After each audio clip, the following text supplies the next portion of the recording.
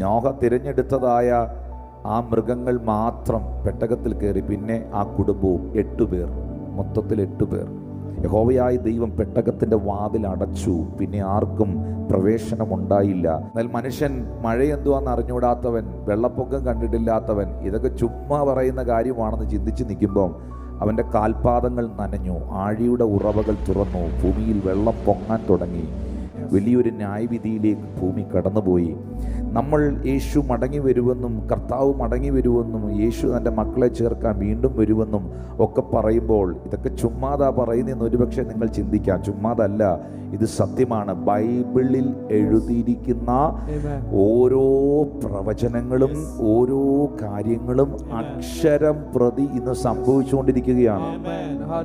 അക്ഷരം പ്രതി സംഭവിച്ചുകൊണ്ടിരിക്കുകയാണ്. അതുകൊണ്ട് നമുക്ക് വേണ്ടത് യേശു